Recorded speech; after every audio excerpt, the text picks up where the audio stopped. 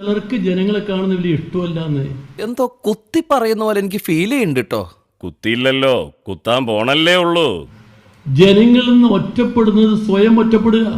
എത്രയായടോ ജനങ്ങളെ കഷ്ടപ്പെടുത്തുന്നതിനൊരു അതിര് വേണ്ടേ? ജനങ്ങൾ തെരഞ്ഞെടുത്തത് അവരുടെ കാര്യം നോക്കുന്നതിന് വേണ്ടി അവരുടെ കീഴെയാണ്. ചില ആളുകൾ ധാരണ ജനപ്രതിനിധിയാൽ നമ്മൾ എല്ലാവരെയും മേലാന്ന. ഞാൻ മുഖ്യമന്ത്രി കസേരയിൽ ഇരിക്കുന്നിടത്തോളം കാലം തീരുമാനങ്ങളിലും അവ നടപ്പാക്കുന്നതിലുമൊക്കെ എന്റെ ശരിക്ക് മാത്രമായിരിക്കും സ്ഥാനം. പോലെ താൻ അവിടെ പടർന്നിരിക്കുന്നിടത്തോളം കാലം ഒരു കച്ചവടവും നടക്കില്ല, മുടിഞ്ഞു പോവുകയുള്ളൂ. എല്ലാ ജനങ്ങളാണ് മേലെ, ജനപ്രതിനിധികൾ താഴെയാണ്. ആ കാര്യം ഓർക്കണം. വിഡ്ഢികളുടെ ഭരണം ഞാൻ അനുവദിക്കില്ല. കേട്ടല്ലോ. രണ്ടാമത്തെ കാര്യം എന്താ? രണ്ടാമത്തെ കാര്യം, ഒരു സ്ഥാനം കിട്ടിയ ചില ആളുകൾ ധാരണ എന്താ, ഞാൻ എല്ലാത്തിനും മേലെയാണ്. പെട്ടുപോയില്ലേ, ഇനി സഹിച്ചല്ലേ പറ്റൂ. എത്ര നാൾ സഹിക്കും?